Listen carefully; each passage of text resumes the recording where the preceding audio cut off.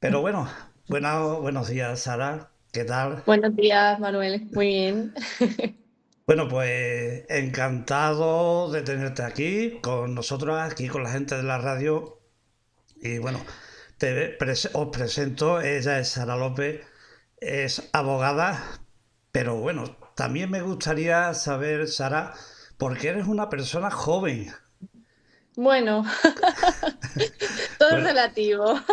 yo me comparo conmigo, ¿eh? Yo comparo conmigo, siempre. Pero bueno, ¿cómo que te dio por lo que es la abogacía? Pues la verdad es que estaba entre derecho y medicina y tampoco sé yo muy bien por qué opté por derecho. Cuando eres tan joven, pues tomas decisiones un poco a lo loco, pero bueno, no me arrepiento, es lo importante. Eso es como se dice, es lo importante. Creo que tienes un buffet de abogado, ¿no? Sí, tengo un despacho aquí en Torrevieja y bueno, el primer despacho lo puse yo sola en 2015 aquí en Torrevieja. Y hemos ido evolucionando y ahora pues somos un equipo de 6 personas y la verdad es que muy bien, estamos cerquita del juzgado, así que también muy cómodo. Bueno, pero también a mí me gustaría hacerte una pregunta, Sara, Sí. porque a mí me ha encantado, yo he bicheado todo lo que es las plataformas tuyas y bueno, lo primero que me ha encantado que es un buffet de abogados de mujeres. Sí, señor, pero ha sido casualidad, ¿eh? Hemos tenido también compañeros, pero a día de hoy sí, solo somos mujeres, pero vamos, por nada en especial, por las circunstancias, no por nada en especial, pero sí, todo mujeres. Bueno, pues tenemos hoy unas pocas de preguntas, pero antes que nada yo quiero que la gente Sí. también sepa, como te he dicho, estaba un poco escarbando por un lado por otro. Sí. Manejáis 5 idiomas.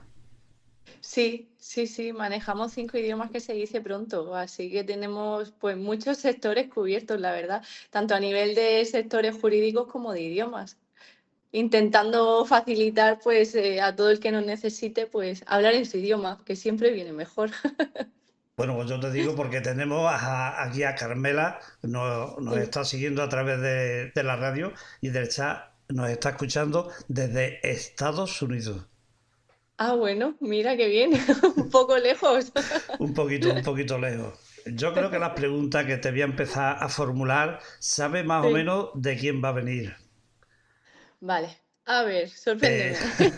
la Que primera, siempre cuando me dicen una pregunta, tú que eres abogada, digo, uff, espero poder resolverlo, que el derecho es muy amplio. sí, yo creo que sí, porque bueno, la primera pregunta que lanza una persona, una mujer, la conoces muy bien. Sí, ¿Todas las sí. grabaciones son válidas para un juicio? Pues según, si tú eres parte de la grabación, sí. Es decir, yo puedo poner el móvil a grabar y hablar con mi compañera de trabajo. En el caso de que me sirviera para un procedimiento judicial, sí que sería válido. Lo que no es válido es que yo grabe una conversación que estén teniendo terceras personas. Es decir, en una empresa que normalmente es donde yo más uso ese tipo de grabaciones, si tú estás hablando con tu jefe o tú estás hablando con un compañero, con un encargado y eso luego te sirve como prueba en un juicio, sí que sería válido. Lo que no sería válido, por ejemplo, es que un compañero tuyo te estuviera grabando a ti y a tu jefe hablar. Al ser una tercera persona que no es parte de la conversación, no sería válida. O sea, más o menos como, bueno, tú sabes que hemos hecho pruebas. Ayer estuve con el compañero Peri hasta las 11:30, cerca de las 12, porque lo que es Sí. el sonido desapareció. Ah, Y entonces tuvo él, gracias a él, pues se ha podido montar lo que es todo el sonido y que podamos hablar hoy. Pero como tú sabes, nosotros hemos hablado y lo que es la entrevista es grabada. sí, sí, Y sí. claro, yo como, bueno, no solo como abogada que eres, sino a mucha gente que siempre se lo digo antes de empezar, de que si quiere que se grabe o no Sí, lo sí, que por es la supuesto. entrevista. Luego Doy pasa, expresamente mi consentimiento. luego pasa a ti y si tú quieres, nosotros la cogemos y la difundimos, pero siempre es con el derecho de la persona. Sí, sí, sí, por supuesto que sí. Es mi forma, bueno, ya habíamos hablado y eso. Pero aquí también otra persona que es la misma. Sí. En el mundo, en algún momento por ser mujer ha tenido obstáculos o por ser mujer has tenido más las puertas abiertas. Uf, es una difícil pregunta, es un poco ambigua. A ver, personalmente, a nivel, si lo enfocamos a nivel empresarial, de poner un despacho, formar un equipo, no lo he tenido complicado. Pero si lo enfocamos desde el punto de vista profesional, pues yo empecé muy jovencita ejerciendo. Entonces, sí que es cierto que cuando yo empecé tenía 23 años recién cumplidos. Hice mi primer juicio con 23 años recién cumplidos y he tenido compañeros, pero sí que es cierto que tanto hombre como mujer que me han tratado mal o no han sido pues todo lo empáticos, ¿no? Que quizás deberíamos ser todos cuando nos cruzamos con un compañero que acaba de empezar. Y también con jueces y juezas que pues no se han acordado en ese momento de que ellos también tuvieron unos inicios. Entonces, sí que he tenido circunstancias con comentarios, pues, bastante fuera de lugar, incluso comentarios machistas, porque, como te he comentado, pues empecé muy jovencita y sí que recuerdo 2 circunstancias en concreto que me hicieron sentir una circunstancia muy incómoda y una circunstancia, pues, bastante triste. Pero sí que es cierto que tampoco es la tónica general. No, por lo menos mi percepción, eh, sobre todo al cabo de los años, hoy en día, por ejemplo, yo no percibo ningún tipo de discriminación por ser mujer o en absoluto. Pues siempre encuentras compañeros pues más educados, menos educados, pero compañeros y compañeras, lo englobo, ¿eh? No únicamente dirigido a los hombres. Y a nivel de juzgado, de funcionarios y jueces, pues tres cuartos de lo mismo. Pero yo personalmente una discriminación o recalcar una dificultad por ser mujer, quizás al inicio, pero por ser mujer y por ser muy jovencita, yo era muy joven. Entonces, eran 2 cosas unidas que eran bastante complicadas, pero hoy en día no tengo ningún problema. Me encuentro con compañeros, pues, más educados y menos educados, pero no por discriminación por razón de sexo, la verdad. Por lo menos esa es mi percepción. Bueno, la verdad que sí, que muchas veces, como tú estás comentando, pues por ser mujer muchas veces, pues egoístamente yo te lo digo como hombre, ¿vale? Pero muchas Sí, veces hay hombres que parece que no tienen ojo, parece que tienen una cámara de foto o una cámara de grabación.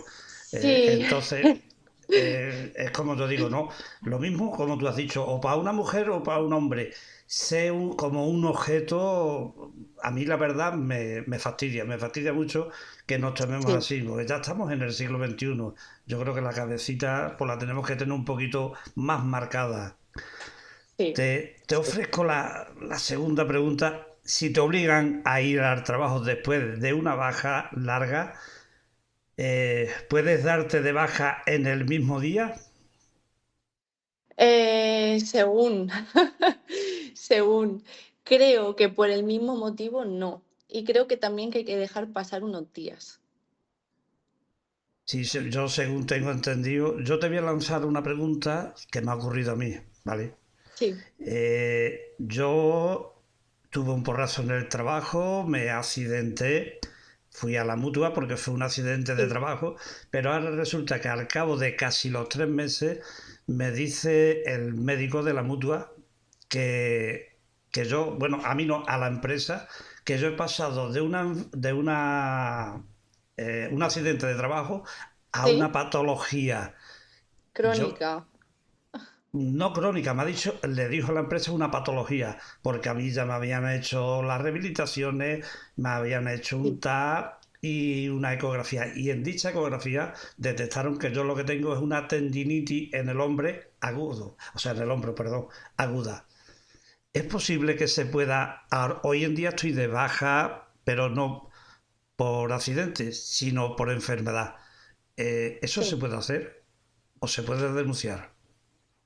A ver, cuando tú coges la baja laboral, hay dos tipos de contingencia, la contingencia profesional y la contingencia común.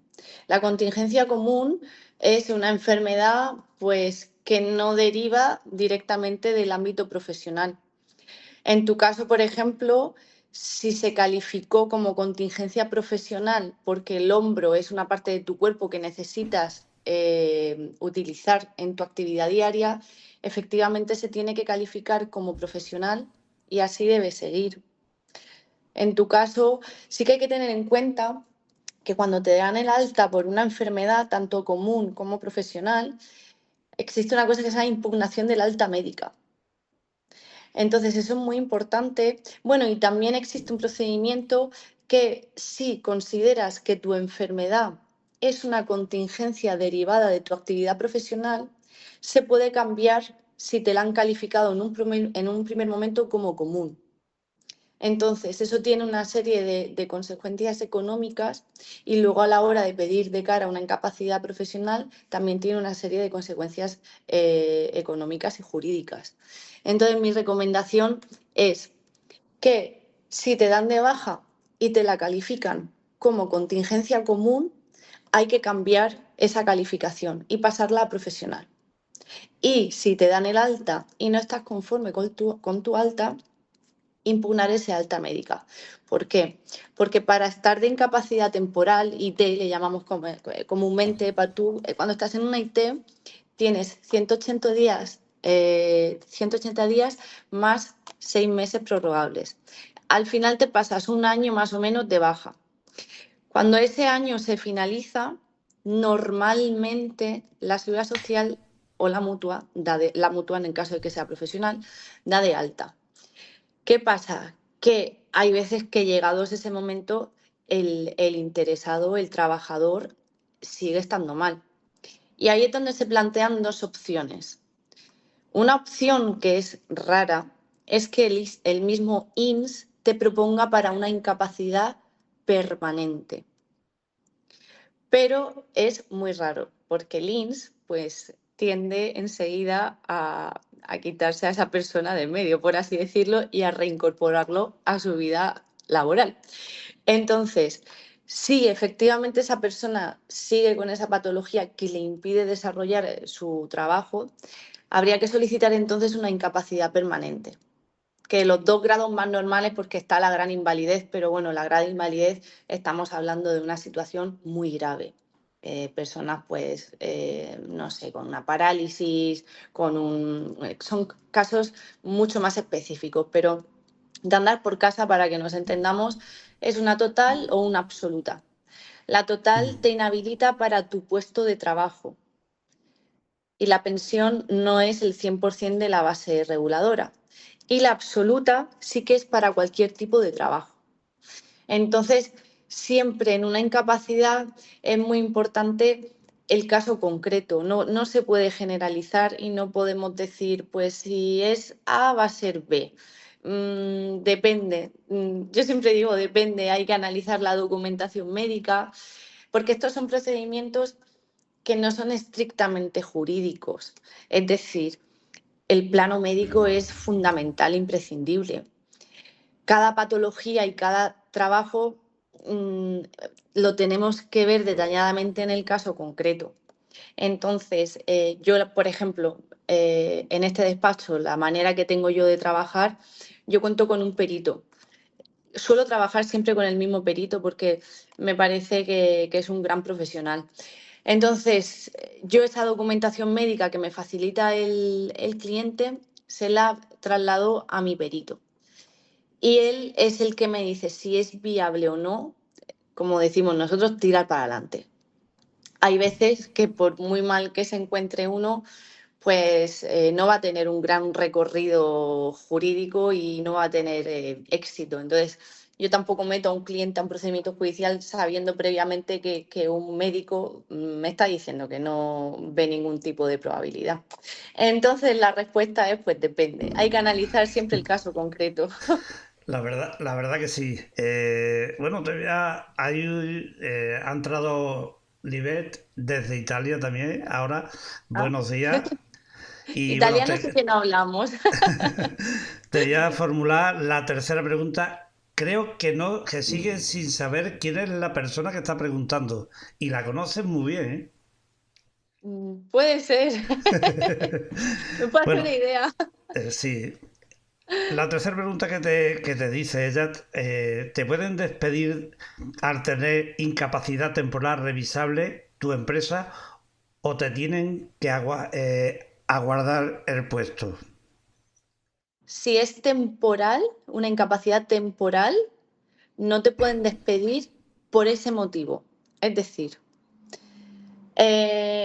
cuando estás de baja por incapacidad temporal, te pueden despedir de manera procedente, imaginemos que por un motivo económico de la empresa, que durante ese periodo de tiempo que tú estás de baja, pues la empresa va mal, la empresa económicamente tiene unos números muy malos, entonces te pueden hacer un despido objetivo por causas económicas. El problema es cuando te despiden porque tú estás de baja.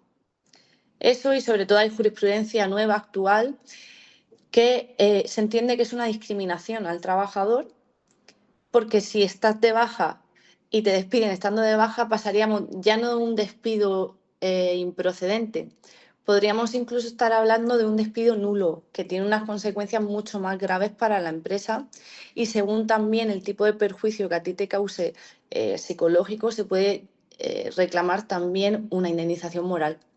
Entonces, para resumir, la respuesta es, si el motivo está justificado y no tiene nada que ver con tu baja, sí, como por ejemplo, pues que la empresa vaya a cerrar. Si tú llevas unos meses de baja y justo en esos meses de baja, pues ha habido un problema en la empresa económico, no hay ingresos, o no sé, cualquier otro motivo normal que no tenga nada que ver con tu baja, sí te pueden despedir. O que a lo mejor el jefe se jubile justo en ese momento que tú estás de baja, pues también te pueden despedir.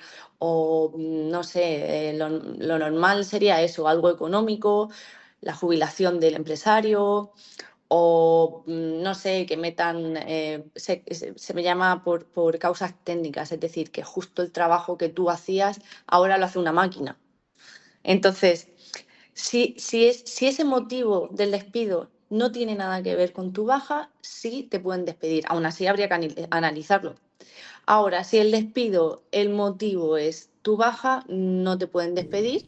A ver, como poder despedir, claro que te pueden despedir y lo hacen, ¿no? Pero estaríamos hablando muy probablemente de un despido no improcedente, sino nulo.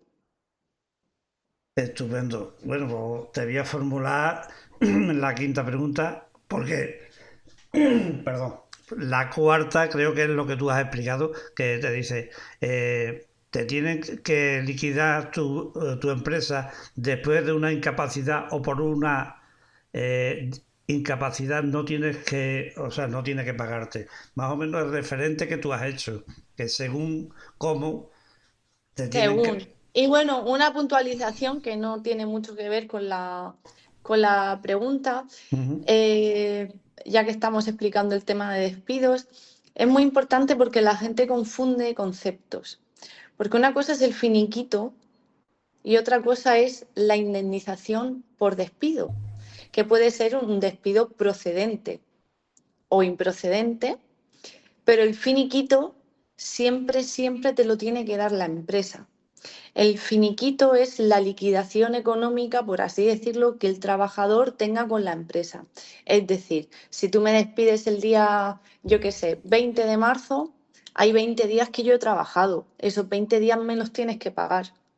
Me despidas o no me despidas. Si tengo vacaciones pendientes, me las tienes que finiquitar. Si tengo pagas extraordinarias, me las tienes que finiquitar. Entonces, o por ejemplo, si yo he adelantado un dinero o yo he pagado una factura de la empresa, pues es una cantidad que también la empresa me adeuda, de a lo mejor kilometraje o dietas. Entonces, el finiquito siempre te lo tiene que pagar la empresa. Y luego está la indemnización por despido. El despido, por ejemplo, objetivo, suelen ser, depende del tipo de contrato, ¿no? Pero hay indemnizaciones que pueden ser 12 días según el tipo de contrato o 20 días por año trabajado, o si es improcedente, que a veces la misma empresa te reconoce la improcedencia del despido, serían 33 días por año trabajado. Entonces son dos conceptos diferentes que a veces la gente confunde. En resumen, el finiquito siempre te lo tienen que pagar, siempre y cuando haya una cantidad que haya que liquidar con el trabajador, independientemente de que el despido sea procedente o no, o que el despido sea disciplinario, que en ese caso no lleva aparejada una indemnización, pero el finiquito sí. Estupendo. Pues bueno, aquí hay una pregunta, pero es una pregunta un poquito larga. Vamos a ver. A ver, No, a ver si sé.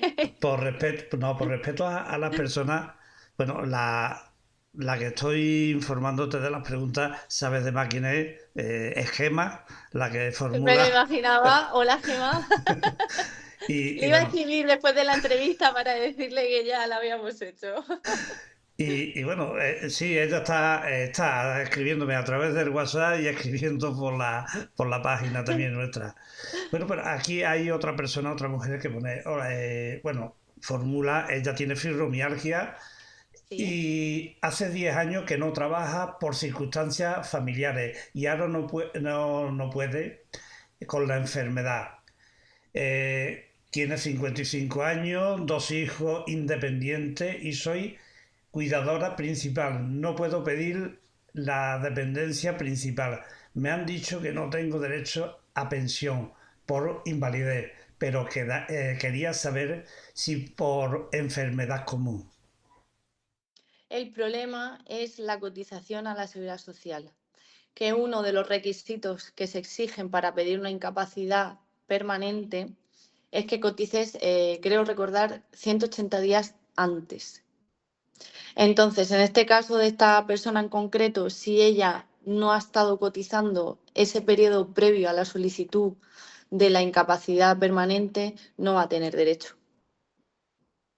Bueno, pues espero que lo que es la respuesta le haya servido.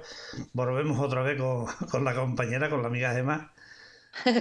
Gemma se las trae, porque se las trae. Vamos a ver, Gemma, no me lo pongas difícil.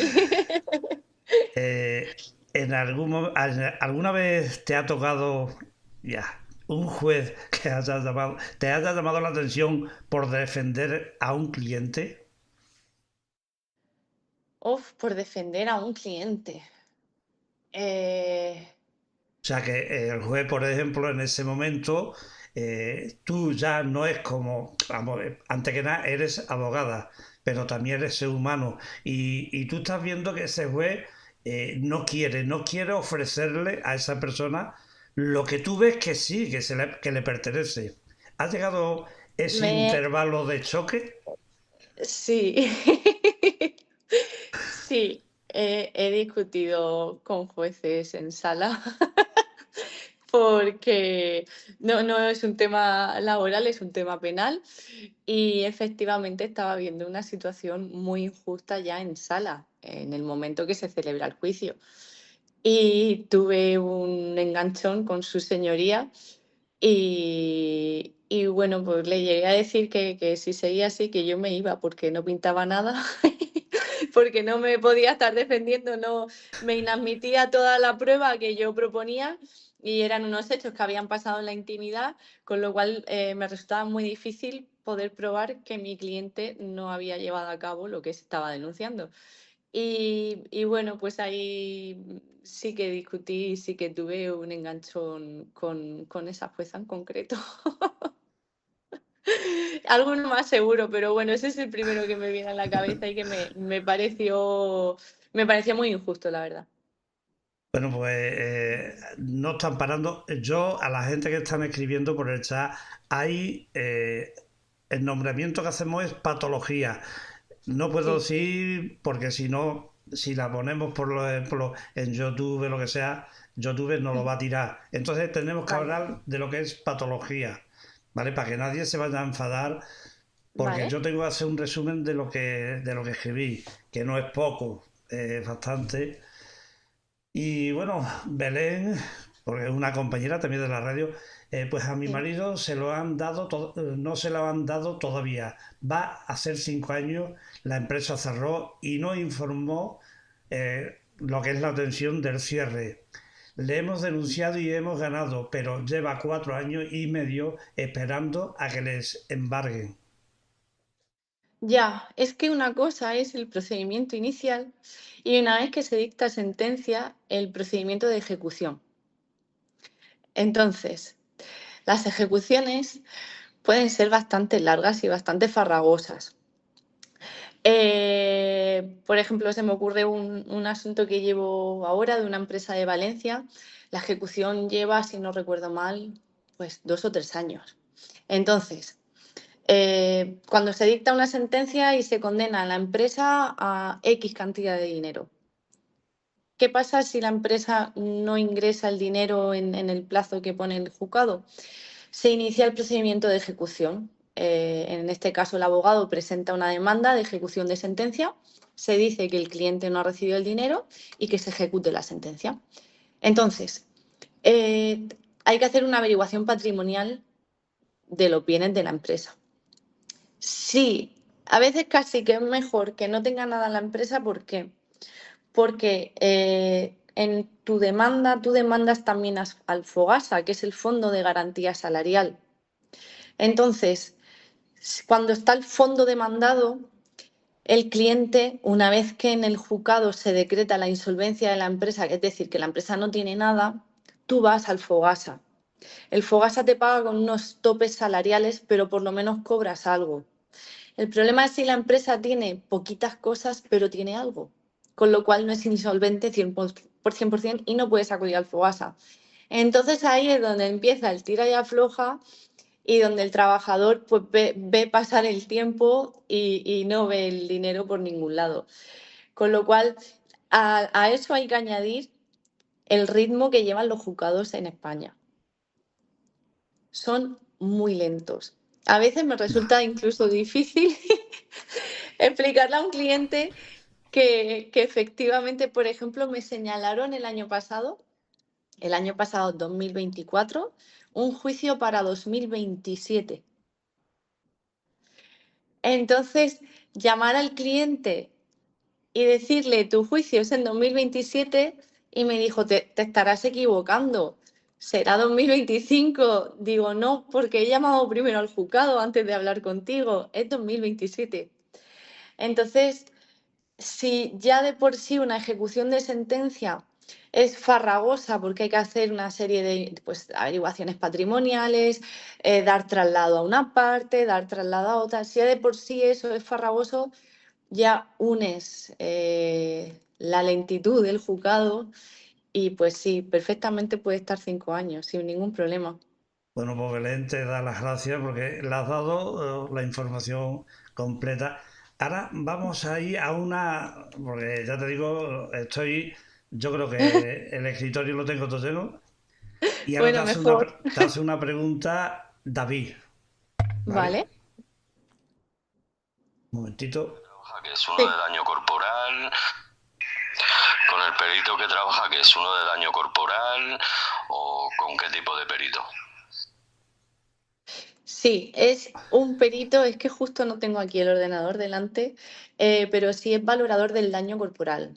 Aparte, él trabaja en la universidad también, trabaja en el Servicio Público de Salud de Murcia, con lo cual cuando es de Murcia, a veces, según el tipo de procedimiento, puedo contar con él o no por conflicto de intereses. Normalmente no tengo problema y siempre cuento con él. Entonces, con él para tema de incapacidades permanentes, él es especialista en ese tema. También cuento con él, por ejemplo, ahora nos ha entrado un asunto al despacho de un acoso laboral. Entonces, teniendo en cuenta las situaciones que ha vivido la trabajadora, el estrés que le ha causado, la ansiedad, el tratamiento que está teniendo, me ha valorado psicológicamente el daño que se le ha causado. Por ejemplo, también trabajo con él para accidentes de tráfico y trabajo con él también, por ejemplo, para negligencias médicas, que ahí es según si la negligencia se ha producido en Murcia, al ser el miembro del Servicio Murciano de Salud, no puedo contar con él, cuento con otro perito, pero si es aquí en la Comunidad Valenciana, el peritaje lo hace él. Entonces, tiene una especialización buenísima y tiene muchísimas cosas que no puedo decir de él ahora mismo porque no tengo aquí delante un informe, pero sí, es especialista en valorar el daño. Bueno, pues nada, yo para sacar un poquito de humor, me Sí. pone aquí una persona, di la sala a Sara, que la quiero mucho. Me Que, imagino que será Gema también.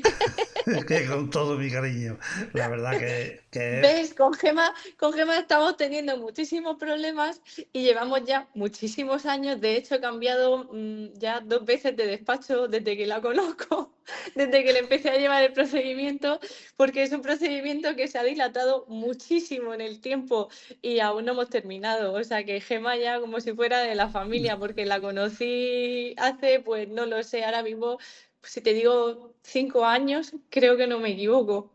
la verdad que sí, además que es encantadora. Yo hablo así de ella porque sé que me está escuchando, si no, no. Entonces, Gemma también pregunta, ¿con una absoluta para todo tipo de trabajo te pueden revisar un plazo de 2 años y quitarte la incapacidad o te la podrían quitar? Las incapacidades son revisables. Normalmente, 6 años dice que os conocéis. 6, pues mira, me he equivocado por uno. Es que sé que son muchos años. Vamos, creo que es el expediente que tengo más antiguo ahora mismo en el despacho sin cerrar, creo. Sí, sí, claro, de hecho las revisiones se hacen precisamente por eso. Y sí, lo que pasa es que es muy difícil, también es cierto, con una incapacidad absoluta, tus patologías son crónicas e irreversibles, sin posibilidad de mejoría. Por eso se califican y te dan ese tipo de incapacidad. Entonces, yo no conozco, y llevo ya ejerciendo muchos años, yo no conozco ninguna persona que haya ido a revisión y le hayan quitado la incapacidad permanente absoluta. Pero sí que es cierto que la ley prevé esa posibilidad, pero, pero ya te digo, yo desde luego personalmente no conozco ningún caso que hayan ido a revisión y se le haya retirado esa incapacidad permanente, encima absoluta, porque una total, bueno, pues quizás sí que pueda haber cierta mejoría con el paso del tiempo, que Ujú. también es muy difícil, si no tampoco te la dan. Pero sí, claro, te pueden revisar. La verdad que sí. Bueno, aquí hay otra persona. Yo estoy leyendo, pero te voy a resumir, ¿vale? Y Sí, hay algunas palabras que tengo que saltarlas por el procedimiento de la patología. vale. Esta persona te pone una duda que tengo. Tengo reconocido una IPT desde el 2011 al 2021 y los tratamientos vas a captar enseguida oncológicos Ujú. despertaron una fibromialgia. ¿Se puede tener más de una incapacidad a la vez? No, más de una incapacidad no, a la vez entiendo que en el momento que esa persona tenga revisión, si ella tenía o ella tiene una total y ha habido un empeoramiento, en todo caso la revisión sería para cambiar de una total a una absoluta. Bueno, pues Claro, porque si con sí. ese tratamiento, si tú tenías una total y ahora existen patologías nuevas o no nuevas, pero que se han empeorado, tu estado de salud no es el mismo cuando te dieron una total al momento de ahora. Con lo cual entiendo que las revisiones, igual que te pueden servir para que te quiten la incapacidad, en este caso lo interesante sería plantear una absoluta, ya no una total, y una modificación. ¿Por qué? Porque se ha generado una documentación médica nueva que acredita que tu situación y tus patologías han empeorado. Entonces, si tú no puedes realizar la vida como tú la realizabas en el momento que te dieron la total, tú ahora tienes más limitaciones, tú ahora tienes un empeoramiento en tu calidad de vida y tú profesionalmente ya no puedes realizar ningún tipo de trabajo. No sé exactamente el caso concreto, pero, por ejemplo, si ya ni siquiera puede mantener una continuidad temporal, es decir, que no puede mantener 4 horas, que no pueda estar bien para tener, aunque sea una jornada parcial, si no puedes estar de cara al público, si no puedes estar, si ha habido un empeoramiento, la revisión habría que aprovecharla para cambiarla a una absoluta. Bueno, pues otra mujer pregunta más. Eh, una pregunta para ti, para la abogada. A mí creo que no va a ser, porque entonces terminamos en 0,2. Eh, ¿Se puede grabar cuando tú vas a una consulta médica? Siempre para que sea legal tiene que salir en la conversación la persona. ¿Cómo Yo creo que es referente a lo que tú has dicho antes, que si tú estás, yo por ejemplo voy al médico y ahora cojo grabar al y médico? grabar al médico la charla que tengas tú con él, si tú estás presente, puedes A hacerla. ver, por analogía a lo que te he respondido antes, entiendo que sí. Lo que pasa es que nunca he usado una grabación con un médico en un juicio, también te soy sincera. He utilizado grabaciones en otro tipo de procedimientos, de juicios laborales, penales, pero en un procedimiento de una incapacidad permanente nunca he usado una grabación. Entiendo, a no ser que haya alguna puntualización en este sector, pero entiendo que por analogía, por ser parte, claro que la puedes aportar. Bueno, aquí hay otra persona y en este caso es un hombre. También el tema de la fibromialgia. Sí. ¿Qué peritos son aconsejables para la fibromialgia, síndrome de sensibilidad central y síndrome de fatiga crónica? Yo, como ya te he comentado, trabajo siempre o casi siempre con el mismo perito. Entonces, el perito de una incapacidad permanente realmente lo que valora es si tus patologías te permiten o no llevar una vida normal o si necesitas ayuda de un tercero y si puedes realizar las funciones que tú profesionalmente llevabas a cabo o no. Entonces, yo con él, de momento, hasta ahora todas las incapacidades permanentes que he llevado me las ha llevado él, a no ser que fuera algo puntual, pero siempre las ha llevado él. Sí, más o menos es referente a la siguiente Con el pregunta. tema de la fibromialgia no habría ningún problema, por ejemplo, en trabajar con mi perito.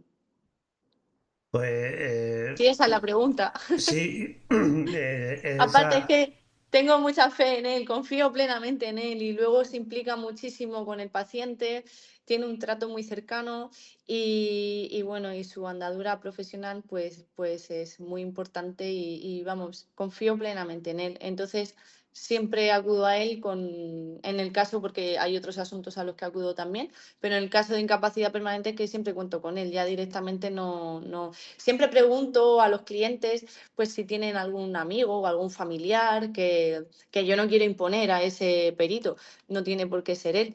Ujú. Y entonces siempre pregunto, ¿conoces algún perito o te gustaría con algún perito en concreto? Tal. Normalmente la gente me dice que no. Entonces, si la gente me dice que no, pues yo es que ni dudo, yo trabajo con él. Bueno, pues esta pregunta es bastante larga. Yo tengo incapacidad del 34% y es revisable en noviembre del 2025. Si llega el momento y no me han revisado, yo puedo seguir con esa tarjeta aunque no me hayan revisado el tribunal para valorar de nuevo. Es decir, puedo aprovechar la tarjeta, el pago del impuesto de vehículo es Es la pregunta que lanza Pero ella. eso no es una incapacidad, entiendo que es un grado de discapacidad.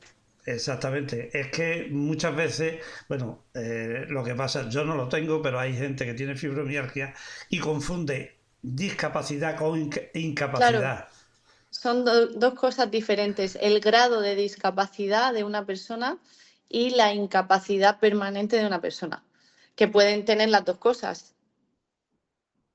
Entonces, respecto del grado de discapacidad, entiendo que si no te han llamado para revisar, esa tarjeta o ese beneficio que tú tengas sigue vigente. Sí, y bueno, hay otra, creo que es una compañera. Sí, Mira, acaba de decir, cierto, es discapacidad más, Manuel. Entonces, claro. es Claro, es que que, una cosa es el grado de discapacidad, que son el porcentaje. El grado de discapacidad se mide en porcentaje. Y otra cosa diferente, y eso no lleva aparejada una prestación económica como tal. La incapacidad permanente sí que tiene una prestación. Grado de discapacidad, pues sirve, por ejemplo, lo que ha dicho él, pues para tener beneficios fiscales o, por ejemplo, para la tarjeta de estacionamiento de la típica que ponemos de discapacitados en la zona específica para ellos. Creo que a nivel de renta también tienen excepciones. Luego, por ejemplo, hay empresas que tienen el cupo para ciertos contratos con esas personas con grado de discapacidad X. O para acceder a ciertas ayudas también hace falta, se utiliza el grado de discapacidad, pero ese grado de discapacidad es un porcentaje en función, en función que eso también es otro, y aparte es otro tipo de procedimiento que también hace falta perito, porque según tus patologías y según la necesidad que tú tengas ayuda de un tercero y de tu autonomía personal, todo eso es un baremo y va sumando puntos. Y esos puntos al final se convierten en un porcentaje. Entonces, también hace falta la ayuda para esos procedimientos de grado de discapacidad de un perito, porque ese perito es el que te dice qué porcentaje y qué grado de discapacidad tienes en función a tu documentación médica y a tus patologías. Y ahí también es en función a la ayuda de un tercero. bueno, pues yo creo que a varias preguntas que están formulando aquí, creo que la has hecho más o menos casi a todas las personas. Aquí hay otra persona que también, en los juicios de la ITP por patología, entre ellas fibromialgia debido a la Sí. tardanza y otros problemas como suspensión del juicio por parte del INCS. Esto hace que la patología empeore en cuanto a ansiedad, depresión. Se puede Sí. reclamar daños morales y psicológicos. Aquí en España, el tema de reclamar daños morales, claro, hay veces que si yo entiendo perfectamente lo que está diciendo, pero a ver, puede ser que si a lo mejor se acredita, pero volvemos a lo mismo. Es que tú en España, supongo que en otros ordenamientos jurídicos de otros países es igual, pero nosotros como que tenemos en mente el americano, ¿no? El de las películas. Entonces ahí por cualquier cosa tengo derecho a un daño moral. Aquí no. Aquí, a ver, si ha habido un empeoramiento de salud o un pronóstico tardío, eso es otra cosa. Pero pedir una indemnización porque está tardando mucho el procedimiento judicial, no. Bueno, yo la verdad no sé si acudí al móvil o acudí, porque la verdad lo que escribe Gema, de nuevo, ¿cuál es el grado que tiene que tener para la tarjeta? Si no recuerdo mal, lo interesante es llegar al 33%. Todo lo que esté por debajo del 33% es como si no tuviesen nada. Y el siguiente paso gordo, por así decirlo, interesante sería el 75%. La verdad que sí. Entonces, casos que he llevado, lo que pasa es que los grados de discapacidad sí que son asuntos más puntuales, que por lo menos aquí no entran tanto. Aquí incapacidades permanentes sí, pero los grados de discapacidad es más difícil que la gente quiera pelear por eso. Pero si tú no llegas al 33%, es como tocarte la nariz, no tienes nada. Entonces, cuando a mí me consultan, si tú llegas a ese 33%, no peleas a no ser que sea muy viable llegar a un 75%. Por ejemplo, tuve un caso que fue el que más recuerdo y que me alegro porque salió muy bien, el de una menor. Una menor, pues con una serie de patologías muy graves, donde no sé si le reconocieron, estoy hablando hace ya tiempo, pero un 40, un 50. Claro, lo interesante de esa menor era llegar al 75%, porque esa menor va a tener necesidad de asistencia de una tercera persona toda su vida. Ujú. Por la enfermedad que tiene, ella no va a mejorar, ella no va a evolucionar pues es una niña de 6 años como si tuviese 2 años y se va a quedar en esos 2 años toda su vida. Entonces, pues con una pericial, ahí en ese caso utilizamos una pericial de otra compañera que también es perito, con la que trabajo, que es psicóloga infantil. Entonces, en ese caso, mi compañera con la que colaboro de Centro Crece aquí en Torrevieja también, de atención temprana, elaboró un informe pericial. Ella calificó el 75% mínimo y también lo que hice para corroborar y ganar más fuerza en el juicio, solicitar yo que el médico forense del juzgado evaluara a la menor. Porque claro, a veces cuando llevamos un informe de parte, parece que el perito va a poner y a decir lo que queremos que diga. Pero claro, un médico forense tiene mucho más peso y mucho más relevancia. Entonces, yo, una vez que tuve mi informe pericial de parte de una psicóloga infantil que está especializada en atención temprana, di traslado al juzgado, presenté ese informe pericial y solicité que el médico forense determinase también qué porcentaje debería tener esta menor. Y corroboró plenamente el informe pericial de la perito con la que trabajé en ese momento. Con lo cual, ese procedimiento salió bien a la fuerza. Porque si un perito especializado en atención temprana y en patologías de niños con problemas y un médico forense de un juzgado que no tiene ningún tipo de interés en la causa, los dos coinciden, claro, llegamos a juicio y poco tuvo que hacer la consellería, porque allí, pues, con 2 periciales no había nada que hacer y ese juicio, pues sí, salió muy bien. Entonces, el paso siguiente es del 33 al 75. Lo que hay entre medio, pues no tiene gran importancia. La verdad que sí. Bueno, hay otra persona que me dice, mi marido hace un año que le dio un ictus, está cobrando la ayuda de 52 años. No voy a decir el nombre de la persona por respeto, en que yo sé que a ella le da igual y al marido. Eh, Se quiere jubilar totalmente. Porque no puede trabajar? ¿Tiene que ir a un tribunal médico? Para la jubilación, si cumple los requisitos de jubilación, no. La jubilación no tiene nada que ver con tema médico. La jubilación, es que el tema de la seguridad social es amplísimo. Entonces, la jubilación, si tú cumples una serie de requisitos, la jubilaciones sí que no llevo. Jubilaciones es un tema Mm. que, como es todo tan amplio, yo llevo ciertas cosas específicas y aún así dentro de esas ciertas cosas específicas también es otro mundo. Jubilaciones no, yo no estoy especializada, pero vamos, si cumple los requisitos no tiene nada que ver con la salud de la persona que solicite la jubilación. Yo creo que la pregunta que, referente que está haciendo la pregunta, sé más o menos la contestación que le vas a dar. Cuando, ¿Cuánto tiempo puede estar una empresa teniendo a un empleado sin hacerle fijo? Lleva 5 años, le han Sin hacerle hecho, fijo, sí, para hacerlo fijo. cambió. Cambió la ley y se tiene que hacer indefinido.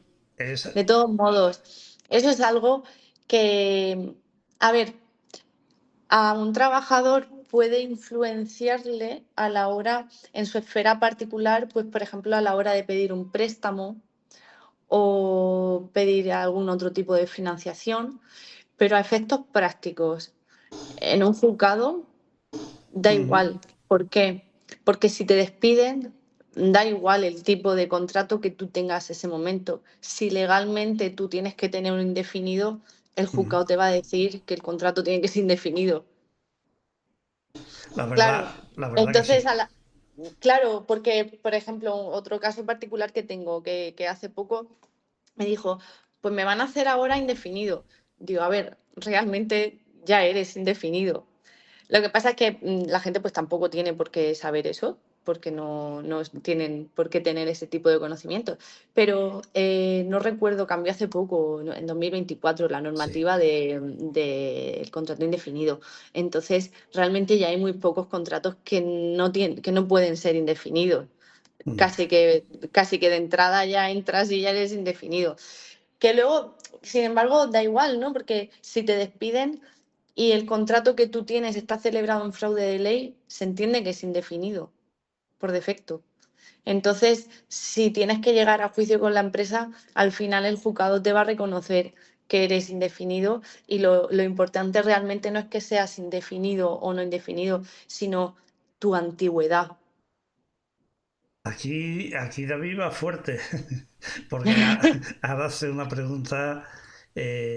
¿Cuándo puede ser, cuánto puede ser el coste de ir a juicio para una incapacidad permanente? Contando los costes de la evaluación del perito médico que acuda al juicio como testigo y los costes de abogado, etcétera. O sea, como se Pues dice, si te contrato, ¿cuánto me puede salir? también depende si hay que hacer una reclamación. Los procedimientos de incapacidad permanente, tanto absoluta perdón, absoluta o total, primero hay que agotar la vía administrativa. Eso se hace con una reclamación previa.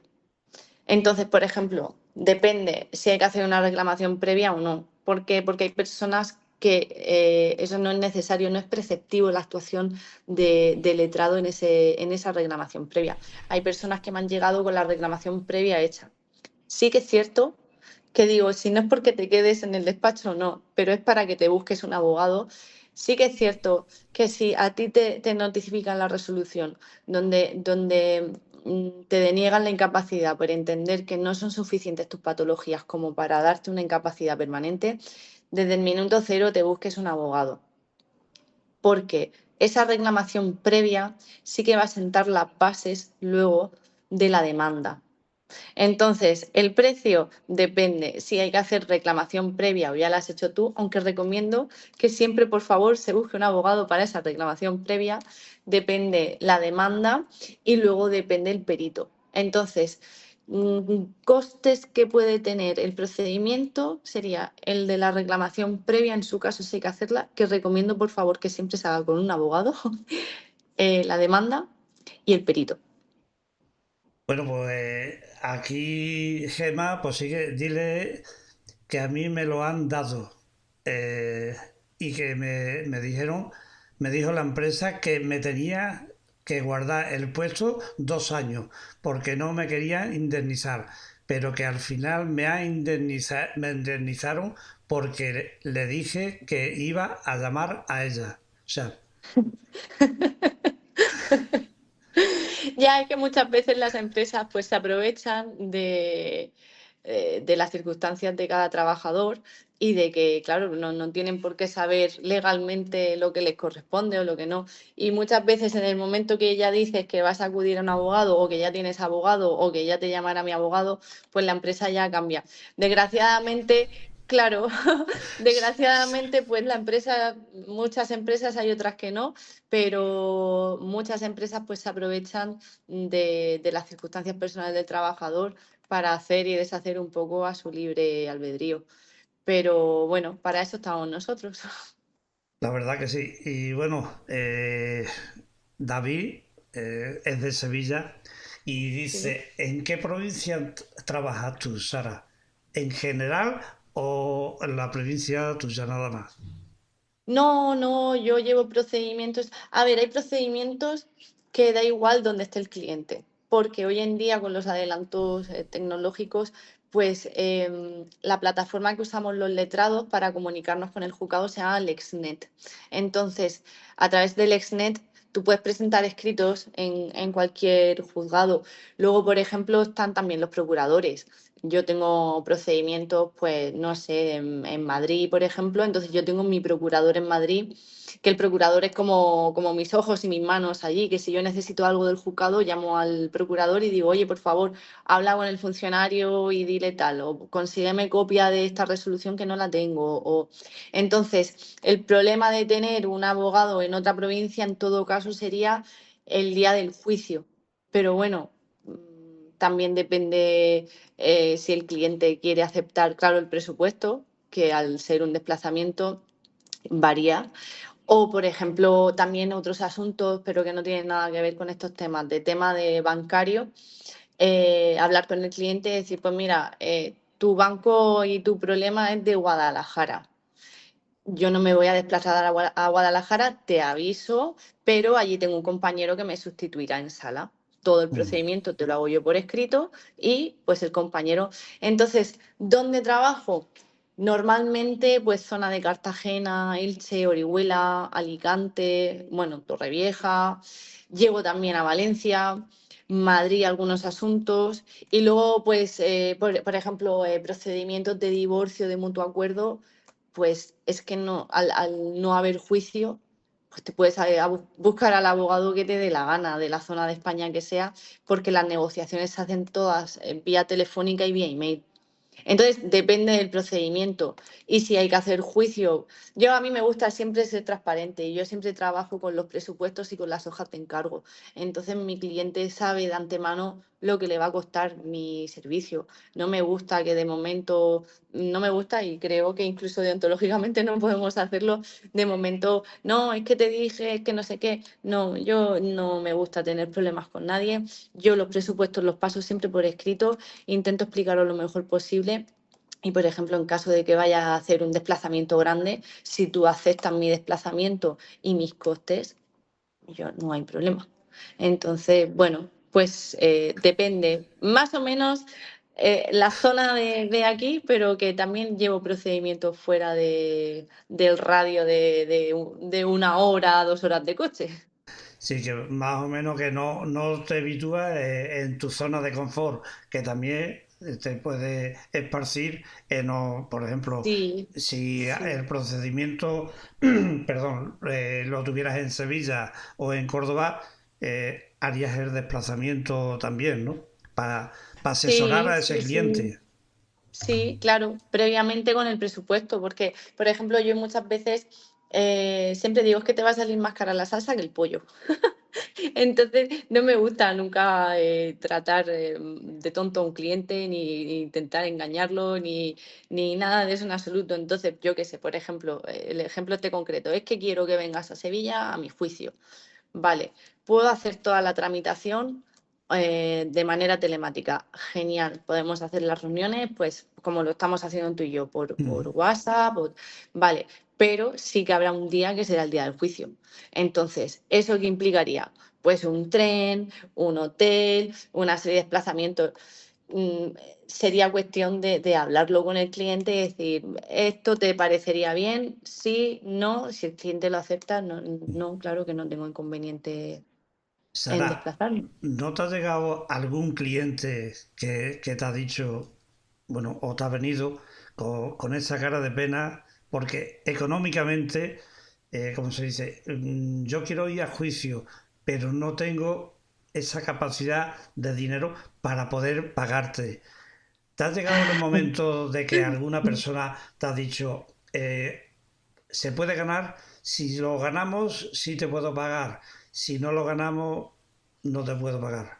A ver, sí, y bueno, pues como no ha sido la primera vez, es que claro, A ver, aquí esto también es un tema un poco delicado, porque hay gente que efectivamente no puede hacer frente a una serie de pagos iniciales de abogado y hay otra gente que efectivamente tiene la cara más dura que el cemento armado, entonces, que Exactamente. el hormigón armado. Entonces, em, yo, yo ya, sí que es cierto que antes, pues cuando tenía menos volumen de trabajo, cuando tenía menos carga, cuando tenía más tiempo libre, pues sí que es cierto que yo, pues, o por ignorancia o por buena fe, pues Ya, yo pues sí que podía acceder a ciertos tipos de procedimientos y bueno, ya veremos, tal igual, pero ya llevo muchos años y ya somos un equipo grande, llevamos mucho trabajo, entonces realmente no podemos a un cliente sí, a otro cliente no. Tenemos unas normas, tenemos unos baremos, para eso hacemos reuniones semanales para casos concretos, decir, oye, en este tipo de procedimientos, ¿qué vamos a cobrar? ¿Qué no vamos a cobrar? Entonces, en el despacho tenemos fijado ya los honorarios que vamos a cobrar. Cuando me viene alguien que no tiene dinero, lo que sí que hago es recomendarles que si efectivamente económicamente no cumplen esos parámetros, que vayan a un abogado de oficio y que no dejen de reclamar por no tener dinero, porque yo también estoy, bueno, ahora mismo no, pero estuve en Murcia en el turno de oficio, en la asistencia jurídica gratuita. Entonces, el Estado te brinda esa posibilidad de tú tener un abogado si efectivamente económicamente no llegas a los límites económicos que ellos ponen. Entonces, por ejemplo, hay muchas consultas que me llegan de trabajadores que a día de hoy tienen muy poquita antigüedad. Entonces, realmente ellos tienen derecho a reclamar, pero claro, yo siempre digo lo mismo, a mí me cuesta lo mismo reclamar, por ejemplo, salarios, ¿no?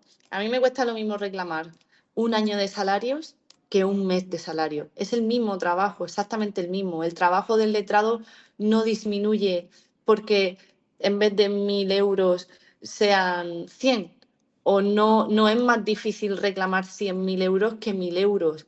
Entonces, nosotros trabajamos con un mínimo de beneficio para el despacho, si no en esos casos es que temporalmente y no nos salen las cuentas y al final pues tenemos que poner unos límites porque si no se puede.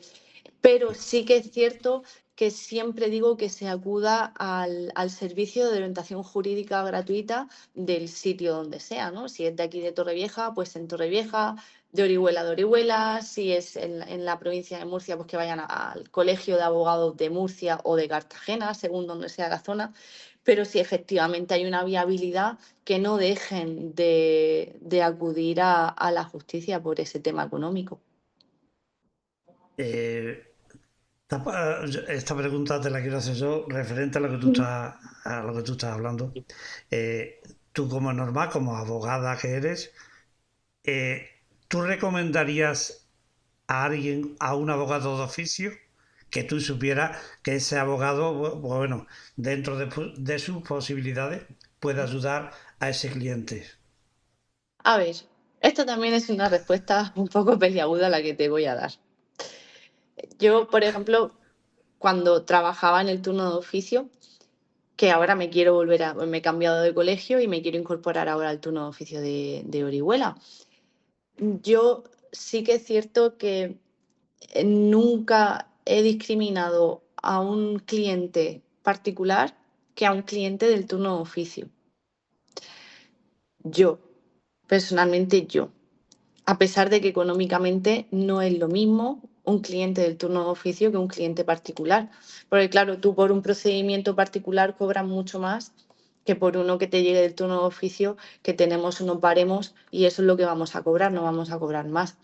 Pero entiendo que el turno de oficio es algo voluntario, que tú haces voluntariamente y que esa persona no tiene por qué pagar las consecuencias de un peor servicio. Entonces, yo personalmente me tomo las mismas molestias, hago las mismas llamadas, hago el mismo esfuerzo y pongo el mismo empeño en un juicio particular que del turno de oficio. Lo que pasa es que muchas veces los clientes del turno de oficio pues son especialitos, por así decirlo. Entonces, pues sí que yo y tanto otros compañeros, pues llegan a ser clientes muy desagradables que llegan a tratar muy mal al abogado del turno de oficio. Entonces, claro, un cliente tuyo particular te puede tratar muy bien, pero un cliente del turno de oficio te puede llegar a tratar muy mal. De hecho, yo hubo un caso en que renuncié porque era un señor y bueno, pues con unas faltas de respeto que no toleré. Entonces, pues claro, la relación también del turno de oficio no solo es que el abogado sea malo del turno de oficio, es que a veces el cliente también es malo y también es desagradecido en el turno de oficio. Y también hay compañeros, pero ya eso, pues cada uno allá con su código deontológico y con su moralidad, pues que se toman de otra manera menos seria los turnos de oficio. Pero yo considero que el problema es el mismo y tú estás en el turno de manera voluntaria. Yo ahora mismo estoy en un parón en el turno de oficio, pero cuando yo me reincorpore porque me apetece, trato igual a un cliente que a otro. La verdad que sí, la verdad bueno, que todo lo que has explicado aquí, creo que todo el mundo se ha enterado perfectamente. Sara, ¿tendremos la oportunidad de tenerte de nuevo aquí en la radio? Hombre, claro, claro que sí. Yo la verdad, yo por mi parte, y bueno, yo creo que cuando tú hablas, nadie escribe, se ha parado todo, porque la verdad son hermosas palabras, los dices de corazón. Eh, yo pido disculpas a las personas que no te pueden ver, ¿no? Yo gracias a Dios, pues sí he podido verte y, bueno, disfrutar de este día, ¿no? Este día tan especial. Sé que tienes que salir, por eso, por mi parte, creo que yo no tengo más preguntas que hacerte, sino lo único es agradecerte mucho de que, bueno, sin conocernos de nada, me has ofrecido tu puerta, me has ofrecido tus brazos en decir, aquí estoy, Manolo, para lo que te haga falta. Sin más que decirte, darte de nuevo mil gracias, agradecer a esta petardilla que es la Gema, que bueno, que Eso, estaba esperando que terminases para agradecer yo a Gemma, porque realmente fue ella la que ella ha la, hecho la- posible el ella ratito que hemos la que nos ha pasado metido en juntos. este embrollo ha sido ella. Así que nada, Sara, muchas gracias. Y A bueno, ti por la oportunidad y por el rato tan bueno. Se me ha pasado rapidísimo, la verdad, no me había dado cuenta. No he mirado, lo acabo de mirar y se ha pasado esta hora volando. sí, es como yo te dije a ti, perdón, si trabajamos a través de un papel, parece que somos robots. Entonces, Sí, yo quería hablar contigo, pero de tú a tú, como me has ofrecido el tú a tú. sí. Eso es, es lo que yo siempre me ha gustado buscar. Eres una pedazo de abogada, lo sé por Gema, y Por lo bueno, menos lo intento. no, y luego la Que verdad, mejorar luego se puede mejorar siempre. además que me lo ha dicho, dice, cuando hables con ella, buena persona, simpática, cariñosa. Y digo, bueno, espérate porque quiero poder estar a esa altura con ella. Ahora la llamaré, ahora la llamaré. Llámala, pégale un tirón de oreja, que eso. Y bueno, Sara, muchas gracias. A Y ti. como tengo tu número de teléfono, te voy a molestar más de una vez. Pues moléstame, que estaré encantada de pasar otro rato contigo. Bueno, pues gracias de parte de David, gracias de parte de Gemma y de todas estas personas que han estado aquí. Y Yo nada, espero haber ayudado y haber resuelto alguna duda. Que a veces la respuesta siempre es la misma, depende. Pero es que es así, a veces no se puede solucionar simplemente así y hay que ver más papelitos. Como siempre digo yo, necesito ver papelitos. estupendo. Pues Sara, pues nada, un Bueno, abrazo. muchísimas gracias, que termines bien el fin de semana y estamos en contacto porque quiero repetir sí o sí. Estupendo. Pues Sara, un abrazo y nos vemos pronto, ¿vale? Igualmente, Hasta chao, luego, hasta luego. adiós, adiós. Bueno, pues nada.